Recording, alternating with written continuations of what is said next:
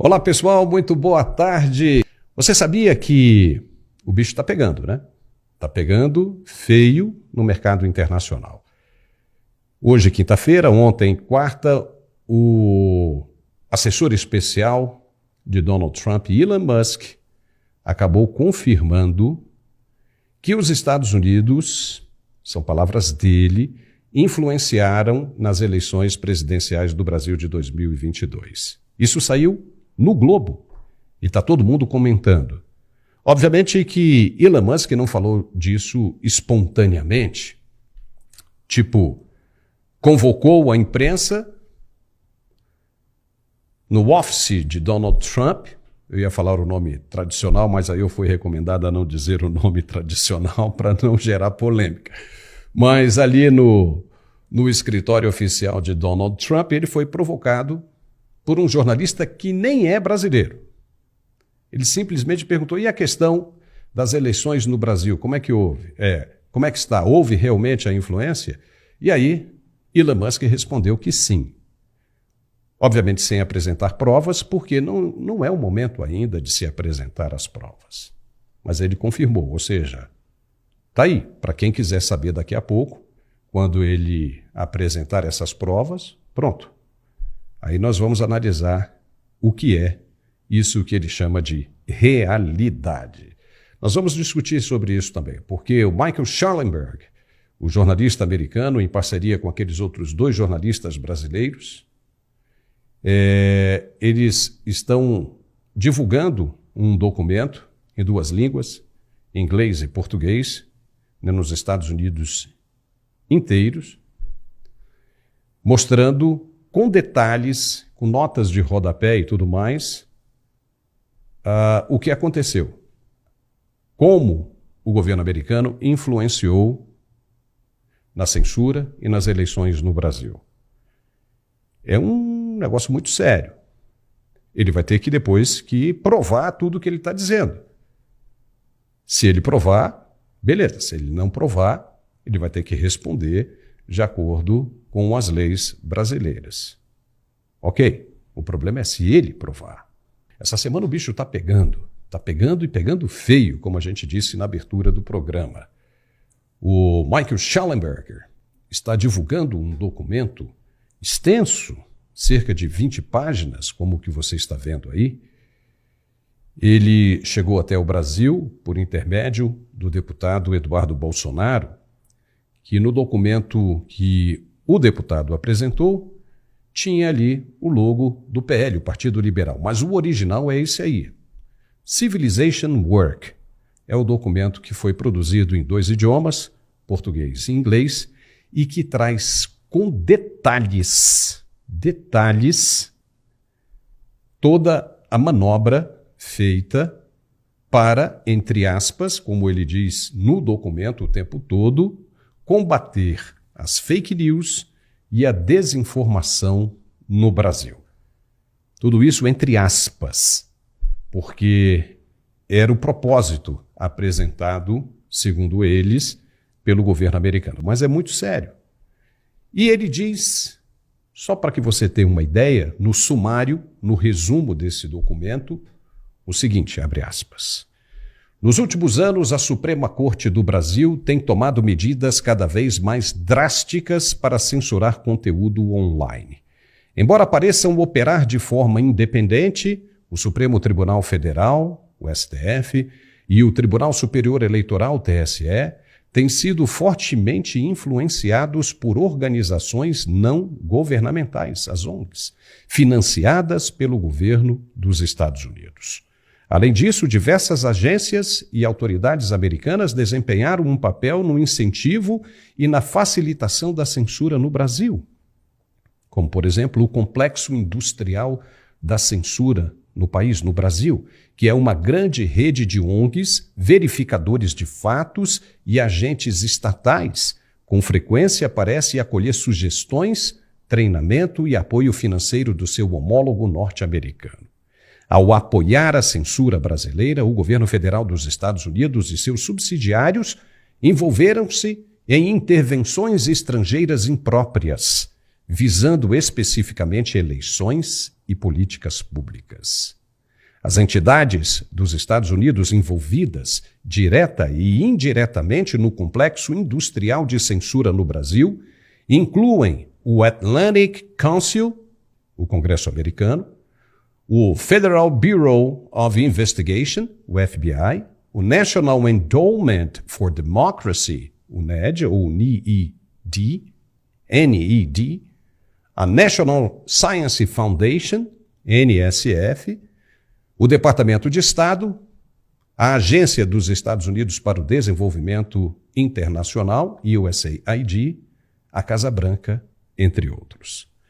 Tomadas em conjunto, as atividades das agências e grupos financiados pelo governo dos Estados Unidos apresentam uma campanha clara para interferir no processo democrático do Brasil.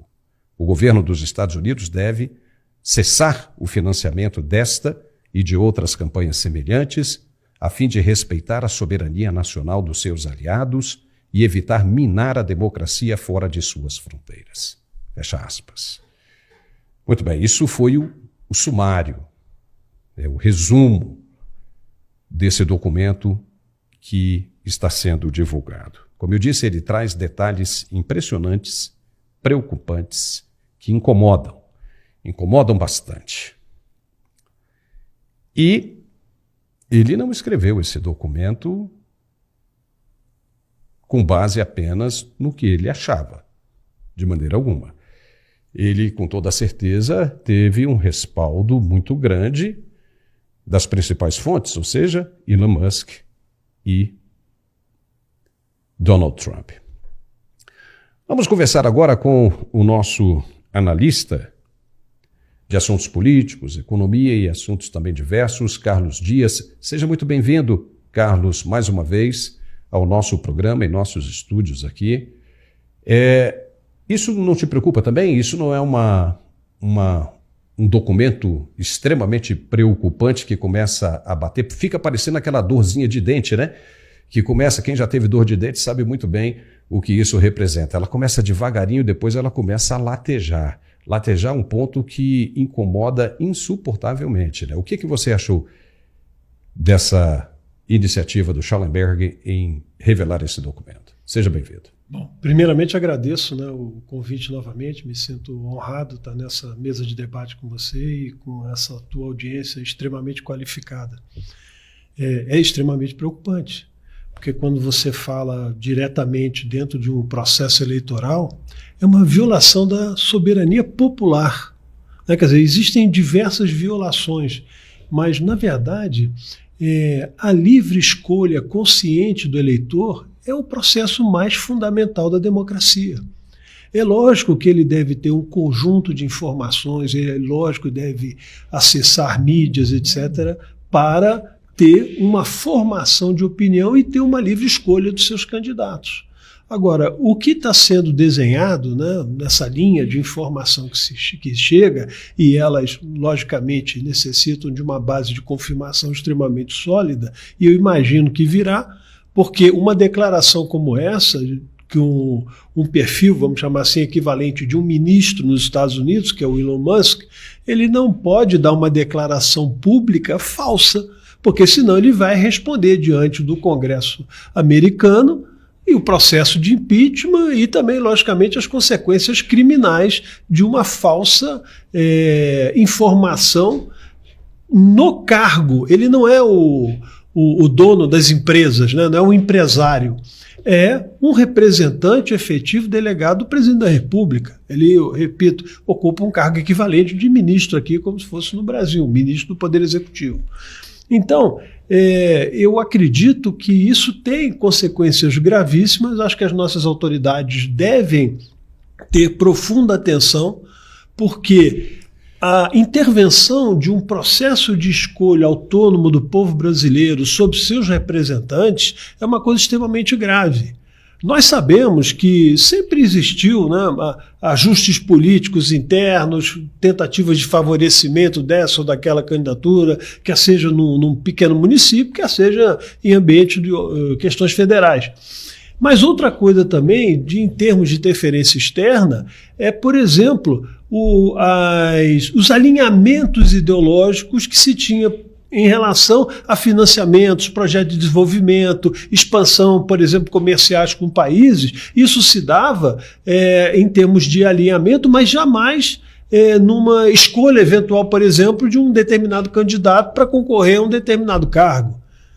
O que existia era o seguinte: olha, eu te financio, mas você está nessa linha. Por exemplo, a operação da China. A China só assina contratos, né, com conveniências de empresas chinesas e do Partido Comunista Chinês, no objetivo central de domínio daquele país, por exemplo, que ele está financiando.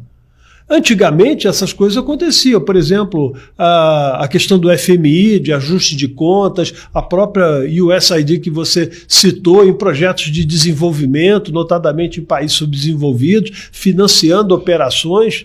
Então isso tinha essa veiculação, mas parava aí. O interesse econômico dirigia para um alinhamento de interesse político. Agora, não nomeava ou tirava, né, por exemplo, líderes políticos de países. Isso é uma coisa extremamente grave, né? Eu tenho absoluta certeza que as autoridades brasileiras precisam verificar isso de uma maneira extremamente séria, porque se você não tiver uma segurança dentro do seu processo eleitoral de direito de escolha, porque é diferente do processo eleitoral de você ter uma disputa entre candidatos. Nós estamos falando de uma interferência na massa eleitoral, no povo brasileiro, assumindo posições relativamente com informações totalmente enganosas.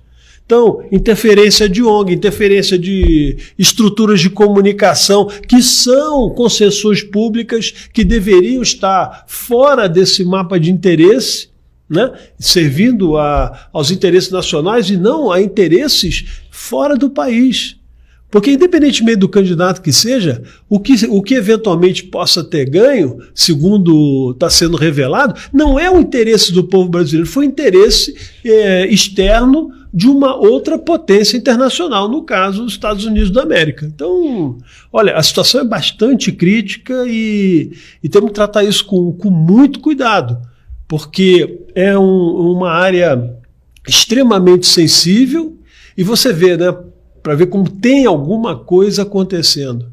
A mídia tradicional, segundo aquilo que está sendo divulgado, parceira desse processo, está totalmente em silêncio. A nossa diferença aqui é que fazemos com grande equilíbrio as análises e nós não temos absolutamente, né, nenhum compromisso com o erro ou com a falsidade.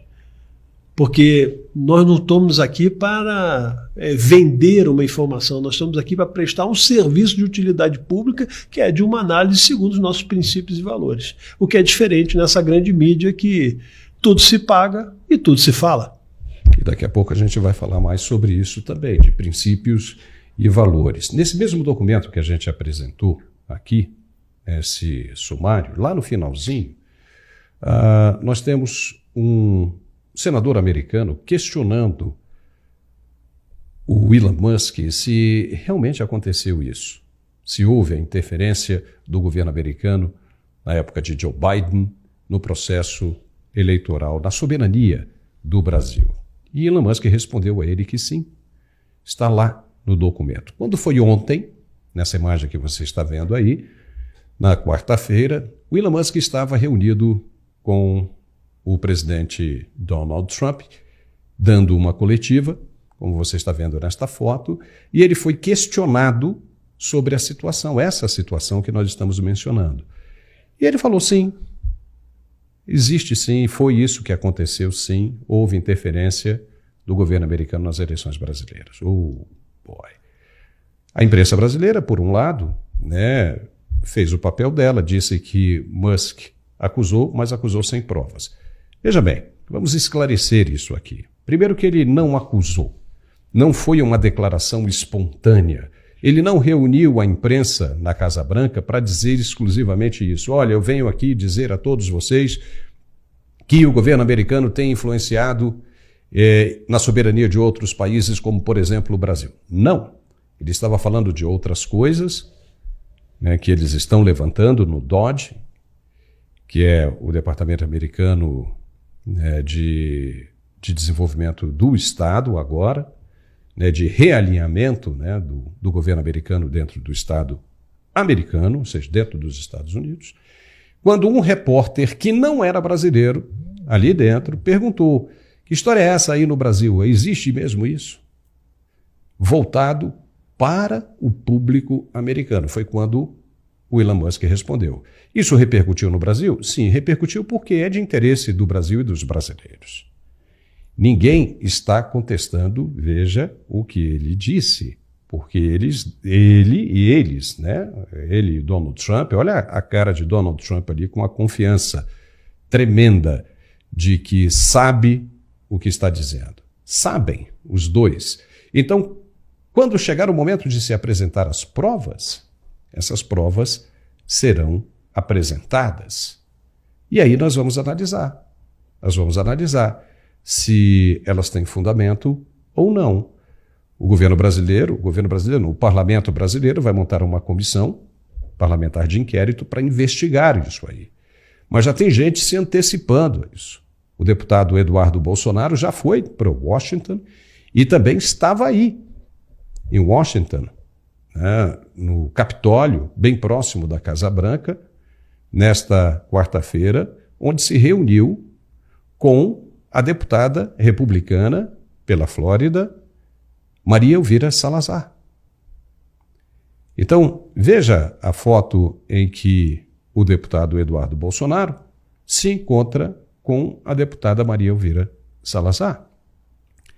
Então, ele está colhendo informações que a Maria Elvira já tem, através de Marco Rubio, muito próximo a Elon Musk, e o Eduardo Bolsonaro está prometendo trazer essas informações para serem divulgadas e auxiliar no processo de investigação da CPI.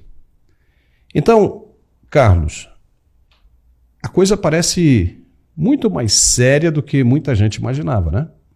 Sem dúvida. E eu queria chamar a atenção no sentido de um reforço que você colocou bem na tela anterior, com o Elon Musk dando a entrevista e a fala ao lado do presidente Trump. O que significa isso? Obviamente, um endosso. Se por acaso o Elon Musk estivesse mentindo e o próprio presidente não tivesse, eventualmente, qualquer conhecimento daquilo que ele está falando, pela própria condição de legislação americana e para a preservação da sua condição, porque o silêncio ele tem a tendência, obviamente, de interpretação de você estar de acordo com aquilo que o outro está falando, ainda mais o ministro que é subordinado a ele.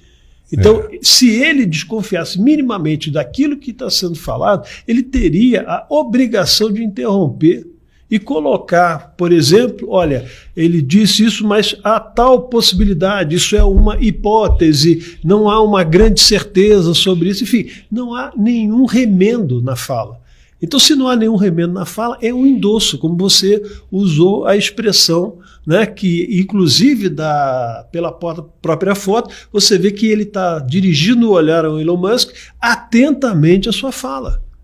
Então, quer dizer, se o presidente estaria, do ponto de vista da legislação americana, violando, né, se fosse o caso, né, a condição, né, de não mentir ou de não atuar, né, em conluios, etc., que isso atrairia para ele, um julgamento no Congresso, sem dúvida nenhuma. Então, eu acho que cada demonstração dessa exibe uma certa garantia de que esses documentos vão apontar nessa direção.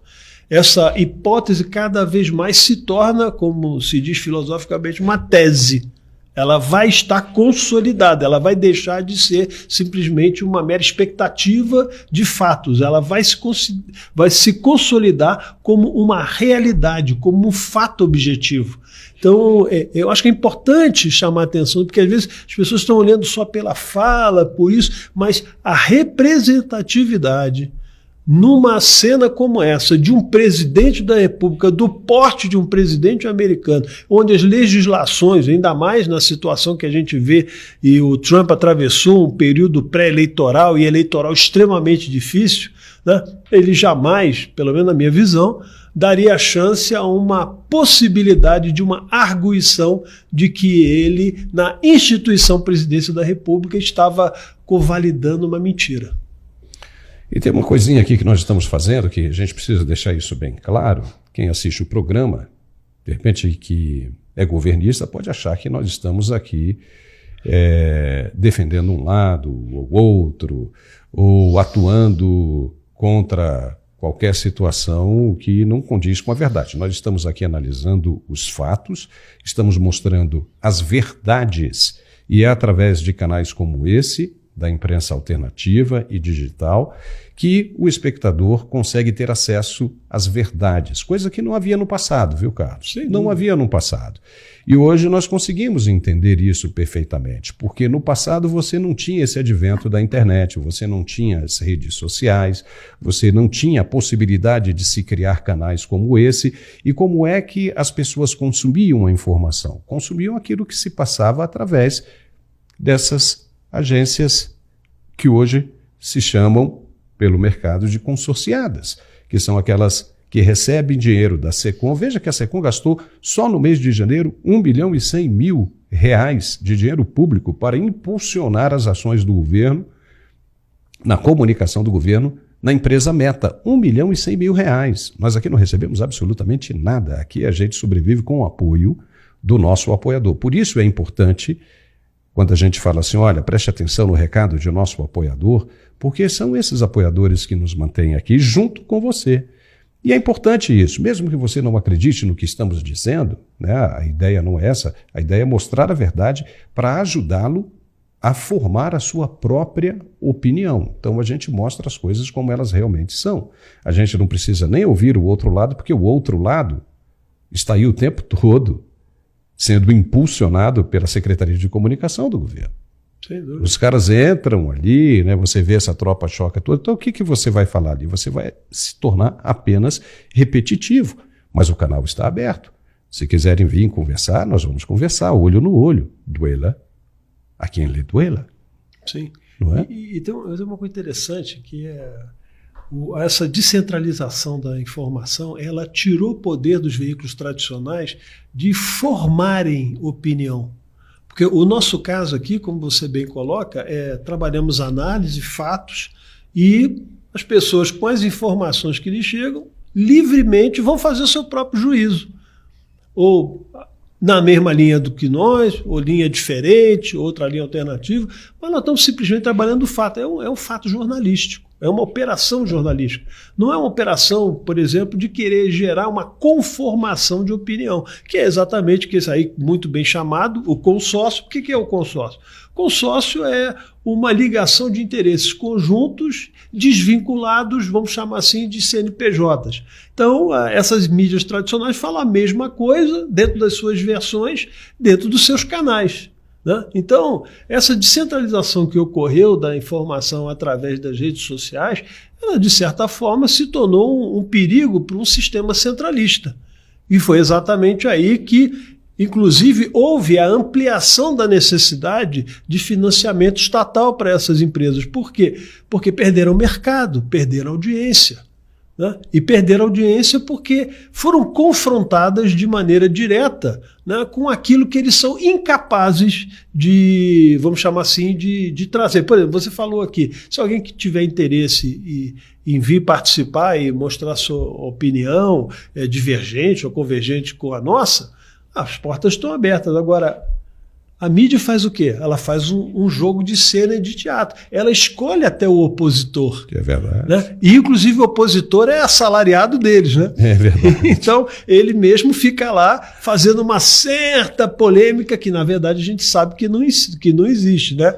No final, deve ser um negócio assim, Paulo, olha só.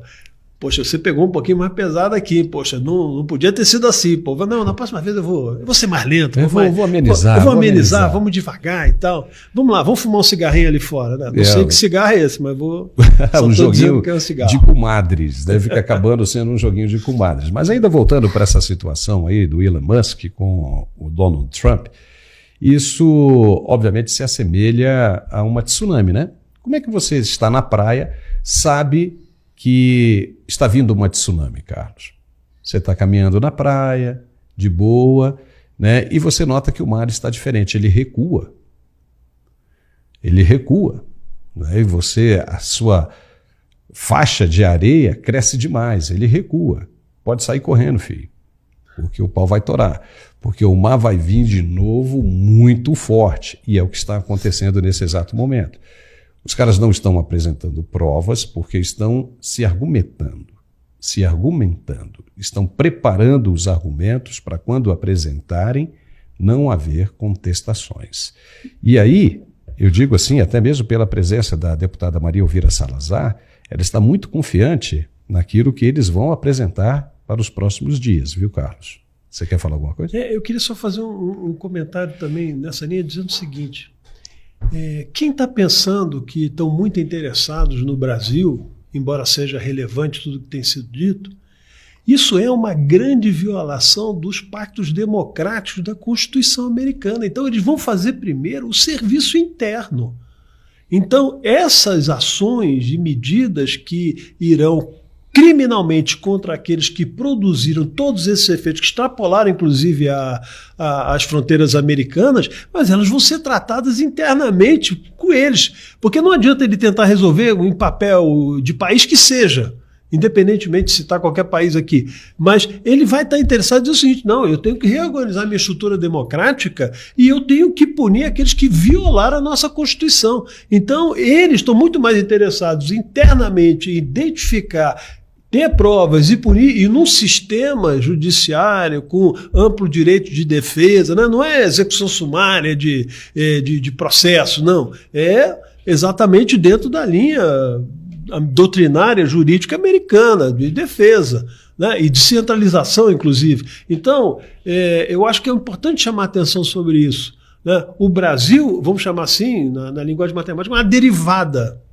né, dessa ação principal que eles vão levar, né, a cabo e pesadamente na própria reversão vamos dizer assim, desses crimes cometidos nos Estados Unidos. O Brasil aí, nesse caso, foi um colateral, né, uma surpresa que apareceu. Então toma aqui, isso aqui saiu para você, tá aí uma surpresinha para você, um presente.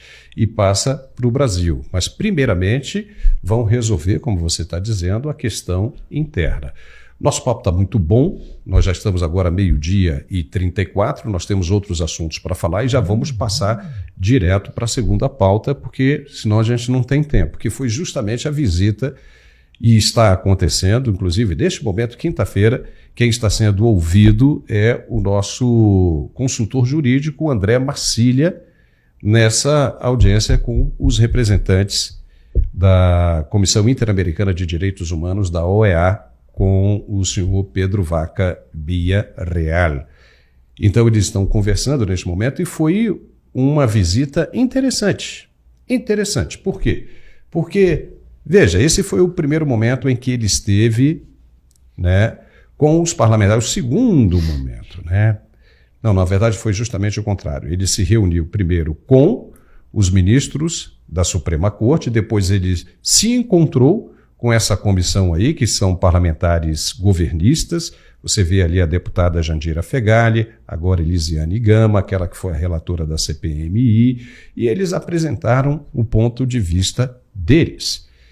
E aí Humberto Costa, o senador Humberto Costa, e o Pedro Vaca saiu para se reunir com os outros representantes. Aí estão eles, os representantes da esquerda, deputados e senadores, Marcel Van Hatten, aí você vê o senador Magno Malta, o desembargador aposentado Sebastião Coelho também conversou com ele, e eles apresentaram coisas ali bem interessantes que, nas palavras do Pedro Vaca, ele disse que ficou impressionadíssimo com a questão da censura no Brasil e o poder da desinformação.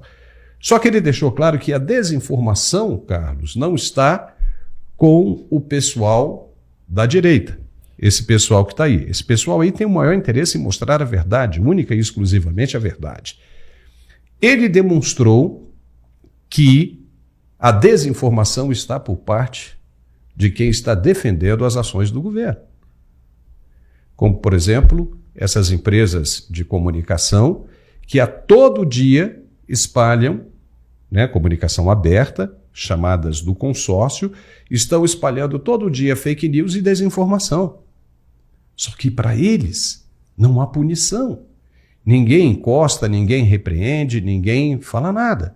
Você vê aqueles programas de bate-bola, né, de bate-papo, né, numa importante emissora de televisão aí, via cabo, todo mundo, as meninas lá rindo à vontade e falando bobagem, trabalhando a desinformação e espalhando, disseminando a fake news. Aí, antes de passar a palavra para você, Carlos, aí, e eu achei isso super interessante, ele ouviu primeiro os ministros do STF, porque se ele ouve por último, os caras podiam dizer assim, olha, o que fica? Né? Aquilo que você vê por último, aquilo que você registra por último. E o encontro com os parlamentares foi bem mais interessante e bem mais proveitoso do que esse encontro. Veja, ele esteve ali, o Pedro Vaca, com Edson Fachin, o ministro Alexandre de Moraes e o presidente Luiz Roberto Barroso. E logo depois, o Supremo soltou uma nota, e nós vamos dizer apenas aqui, vou chamar a atenção por um trechinho da nota apenas, que foi o que mais chamou a atenção disso tudo. A nota diz o seguinte: o ministro Alexandre de Moraes esclareceu ainda que ao longo dos últimos 5 anos, cerca de 120 perfis foram bloqueados, desfazendo a narrativa de um quadro generalizado de remoção de perfis. Em todos esses casos, houve acompanhamento da Procuradoria-Geral da República e das defesas, tendo havido mais de 70 recursos julgados em colegiado. Ou seja, em nenhum caso os processos foram de natureza secreta para as partes envolvidas. Isso está aqui destacado entre aspas. Não é verdade, né, Carlos? Infelizmente, isso não condiz com a verdade. E Pedro Vaca, questionado sobre essa declaração do Supremo, ele disse, não, olha só, isso é importante. Eles apresentam a versão deles, já indicando que o Pedro Vaca já tem um convencimento talvez diferente. Vamos ver o que ele vai apresentar em termos de relatório. Isso está surpreendendo muita gente. Uma das coisas que chamou bem a atenção durante todo esse processo é de que a defesa nunca teve acesso aos autos, Carlos.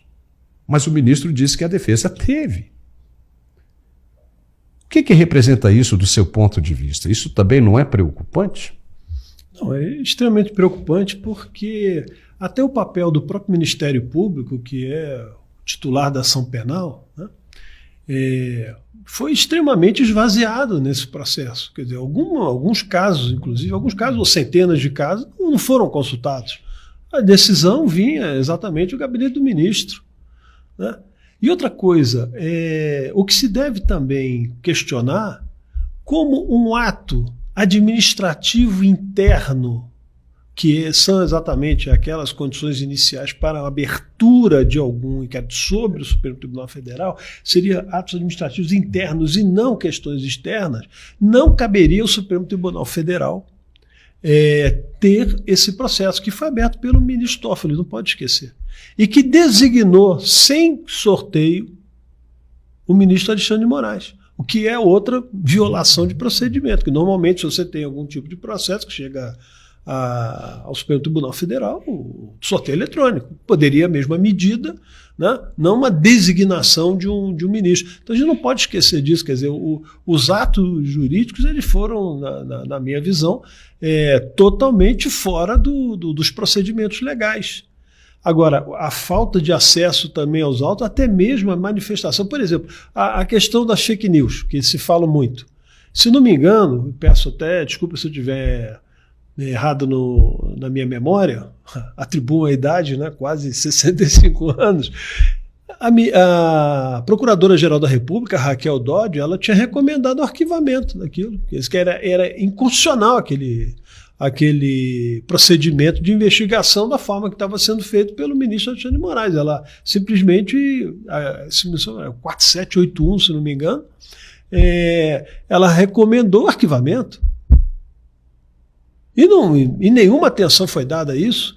Então, quer dizer, esses processos eles caminharam muito mais segundo a vontade e o interesse de um ministro do que propriamente daquilo que a nossa Constituição estabelece. Então, eu acho extremamente preocupante, acho que a questão também surpreende, porque você falou muito bem, as informações e as reproduções dessas informações externas das agências de notícias são, vamos dizer assim, são consórcios nacionais e internacionais. Então, por exemplo, o Pedro Vaca, ele estaria recebendo informação de um consórcio semelhante aos que a gente tem aqui, porque a reprodução vem das fontes que eles mesmos privilegiam, que são as chamadas fontes tradicionais de informação e publicação de informação. Então, quando ele chega aqui, ele ouve outro cenário. E, por exemplo, outra coisa que me chama muita atenção são imagens, né? Você vê o senador Magno Malta, os demais deputados ali, o Marcelo Van Hatten e outros, a Bia Kicis também parece que participou, e outros, enfim, eles falando, passando um papel, conversando, etc. A esquerda montou um caderninho bonito, pegou lá, né, deve ter sido impresso na Câmara do Senado, não sei qual foi a gráfica que eles utilizaram, um negócio assim, quer dizer... Capa dura, de repente, ali, né, com as letras douradas. Tipo, né? Tipo assim, uma consistência inconsistente. Você vê lá, ó, um documento desse preparado... Não é capa dura não, mas ali é um encadernamento ali, ó. Fizeram um book, um livro. Um book, você vê. E eles precisam de uma certa estética e volume para poder se defender. Não há, vamos dizer assim, o que eu disse, a verdade ela vem do coração, né? A gente sente, né, quando a pessoa está falando a verdade, está convencida daquilo. É porque o corpo fala, né, cara? Elisiane Gama, que é essa aí, senadora, na CPMI da questão... Eu acredito até que foi isso que ela deve ter apresentado ali, o resultado daquele relatório. O que ela fez? Ela conversou, na época do 8 de janeiro, existem diálogos de e-mails entre a equipe dela, da CPMI, e aquele general G. Dias, para poder acertar o que um ia falar e o que o outro ia responder. Pois é. Entendeu? E o presidente dessa comissão, que é um deputado federal, não sei, acho que é da Bahia, não me lembro o nome dele, né? Peço desculpa por não me lembrar, porque eu gostaria de citar o nome desse sujeito. Ele deveria arguir a suspeição dela e colocar no plenário e mudar o relator. Um relator que só acusou a oposição. E nós estamos vendo tudo ruir. Né? E aí apresentam um relatório bonitinho, encadenado, a custo público, né? Você veja bem, né? Nós pagamos tudo isso aí. Nós pagamos as verdades e pagamos as mentiras, mas estão pagando mais as mentiras, né? Então, esse é o problema, né? Acho que apresentando um negócio daquele está organizado, está bonitinho, tem mais conteúdo e consistência do que aquilo que está sendo apresentado. E Paulo, só, nessa linha só faltava disso, não, agora vamos almoçar. Aí eu ia preparar um grande almoço lá, naquela estrutura deve belíssima. Ter acontecido, né? Ou não? Não sei. Eu imagino que o relator do caso deve se dizer impedido de qualquer atividade social, né? Pelo menos imagino eu, né? Não sei. E ele está com uma carga muito grande nas costas, né? Porque os Estados Unidos, o Departamento de Estado americano, já prometeu cortar as verbas ali. Você sabe quanto que os Estados Unidos bancam, né? Você sabe disso, né? Cerca de 80% do custo da OEA. Sim. Entendeu? Ou seja, o governo agora é quem manda. Então, de repente, ele pode seguir a linha daquilo que vem por aí. Se de repente ele tinha alguma tendência, né, de esquerda ou revolucionária, seja o que fosse, ele agora está sentindo que o bicho vai pegar. E não é simplesmente porque Donald Trump tem o dinheiro que ele vai fazer o que Trump quer. Não, porque se Trump mostrar mesmo, ele precisa mostrar a prova do que ele está dizendo, inclusive para prestar contas ao povo americano, ao eleitorado americano, porque ele não está fazendo isso para o Brasil. Ele está apresentando aí coisas também contra a Alemanha, contra a França, contra a América Latina aqui quase que inteira, e dentre, né, esses países envolvidos neste aspecto, se encontra o Brasil. Apenas isso. E, Paulo, tem uma coisa interessante também, só para frisar e dar um pouco mais dessa carga mais pesada significa isso. Nós estamos verificando uma falência institucional. Não estou falando do Brasil só, eu estou falando dos Estados Unidos, a maior potência econômica e militar do mundo. Falência institucional. Você imagina do presidente da República anterior, o Congresso americano, as instituições de defesa e inteligência, as instituições de apoio, por exemplo, a humanitárias, ONGs, de uma maneira geral, alimentadas por esse sistema, tudo isso, né, que são representações efetivas do povo americano, que pagando seus impostos, com inflação subindo, perdendo espaço mundial, e bilhões sendo drenados, né, para produzir o quê? Eu diria assim, uma desarticulação do mundo. Isso que eu queria falar. Porque, veja bem, é uma coisa vergonhosa. Ainda nesse mesmo dia aí que o Elon Musk estava reunido com Donald Trump, ele disse que os Estados Unidos iriam falir. Iriam falir. Imagine, os caras iriam quebrar. Isso aí é uma coisa que o povo americano não pode admitir isso, em hipótese alguma. 38 trilhões de dólares é o tamanho da dívida americana e, nos últimos 25 anos, a maior taxa de juros interna. O Brasil sabe o que é a taxa de juros interna alta. Isso aí, para nós, 2,5 para nós é refresco, seria, né? Pô, nós estamos vivendo uma pujança econômica. Estados Unidos, 2,5 a 5? Tá louco, né? Não funciona. E ele disse que o país iria quebrar. E aí, veja, mudou tudo de volta. Até mesmo a Disney. A Disney anunciou ontem que estava abandonando essa agenda woke. Não quer mais saber disso. Seguindo a tendência de todas as outras empresas que também mudaram, como McDonald's, Amazon e outras mais, com esse papo de... O que é legal, né? A inclusão é bacana, você tem que trazer todo mundo, o mundo é de todos, somos todos nós irmãos, não podemos esquecer isso, temos que respeitar as diferenças de cada um. Mas do jeito que a coisa estava indo, estavam invertendo o processo. E não pode ser tratado como preconceito. Não pode. E o mundo estava virando uma baderna. Estava virando uma baderna. Você via aqui em apresentações aqui artísticas pagas pelo dinheiro público, carnaval, os caras encenando Jesus crucificado e fazendo todos aqueles atos de libertinagem em cima da cruz, esfregando na cara de Jesus. Isso era uma tremenda, um desrespeito. Vamos fazer isso com o Alcorão para ver o que acontece. Então, quer dizer, isso é um desrespeito gigantesco para aquele que tem uma outra religião e depois pregam a inclusão e o respeito à liberdade de religiões, mas acusam e ainda pagam para esse tipo de coisa acontecer. Sim. Então, veja, eu recebi uma coisa interessante, antes de terminar, porque agora nós já chegamos ao final do programa, eu recebi um pensamento curioso, interessante, é o seguinte: o peixe precisa da água para viver. Sem a água o peixe vive? Não vive, mas sem... Vamos lá, o peixe sem a água, ele não vive, mas a água sem o peixe, ela continua. A árvore sem o solo, ela sobrevive? Não, mas o solo sobrevive sem a árvore. O homem sobrevive sem Deus? Não sobrevive. Agora Deus sobrevive, vive sem o homem. Deus precisa do homem para existir? Não, o homem é quem precisa de Deus para existir. Então esse pensamento é interessante e essa turma estava destruindo o mundo. E me lembrou uma outra coisa interessante, esse é o nosso momento religioso, né, Carlos? Sim. Gênesis 18, 20 e 21. Deus anuncia o julgamento. Disse mais o Senhor: com efeito, o clamor de Sodoma e Gomorra tem se multiplicado, e o seu pecado se tem agravado muito. Descerei agora e verei se de fato tem praticado segundo o clamor que é vindo até mim. E se assim não for, sabê-lo-ei. O mundo estava virando uma Sodoma e Gomorra. Para aqueles que acreditam na Bíblia, que a Bíblia é a comunicação de Deus com os homens estava ali. Aconteceu uma vez. E o mundo estava virando novamente uma Sodoma e Gomorra.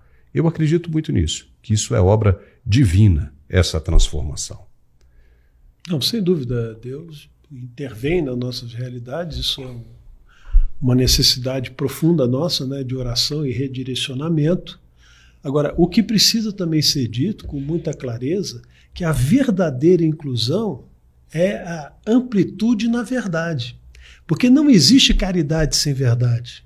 Isso é uma outra falsa visão que tem se colocado. A caridade sem a verdade é hipocrisia, é engano, é desonestidade. Então, nós ficamos proibidos de falar isso. Né? Nós ficamos proibidos de pregar, por exemplo, como você disse, o Santo Evangelho, que é a palavra de Deus no Novo Testamento, é o Deus vivo encarnado. Então, quer dizer, a gente não pode pregar, por exemplo, com relação à defesa ampla da vida. Parece que nós somos aqueles algozes da vida, mas os algozes da vida têm a alta promoção, né? E são protegidos pelos sistemas jurídicos e políticos, não só do Brasil, mas de outros tantos. Então, a questão aqui é muito clara, né? Muito clara, você colocou muito bem. Nenhum de nós teve autoridade para se autorreproduzir ou se autoproduzir. Nós necessariamente tivemos o quê? A necessidade e a vontade dos nossos pais, tá certo?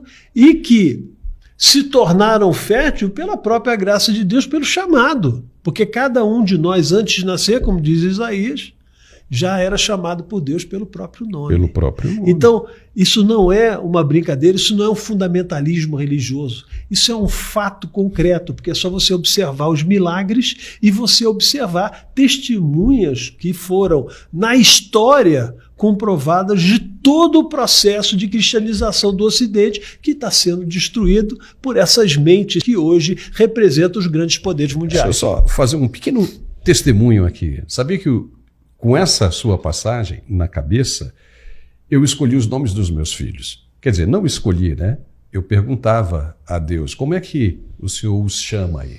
E vinha na minha cabeça a voz, pumba, com o nome. E aí eu colocava o nome deles. Que beleza. Não é? Muito bem, chegamos então, Carlos. Muitíssimo obrigado aí pela sua participação, é fantástica, né? Muito legal, muito produtiva. Agradeço demais a nossa audiência também, riquíssima. Olha aí, explodindo aí nos chats, na audiência, muitíssimo obrigado. Obrigado a todos e espero contar sempre com você aqui no nosso programa. Obrigado, viu, Carlos? Eu te agradeço, é sempre uma alegria imensa estar aqui com vocês. Um abraço a todos que nos assistem, essa audiência extremamente qualificada e que Deus nos abençoe. E muito obrigado mais uma vez por essa oportunidade. Amém. Como eu disse, chegamos ao final, batemos um papo aqui de 1 hora, passou voando, né? A gente nem percebeu. Muito legal. Muitíssimo obrigado. E nos vemos de novo, logo mais, às 17h45, na segunda edição do Mundial Telenotícias. Até lá. Tchau.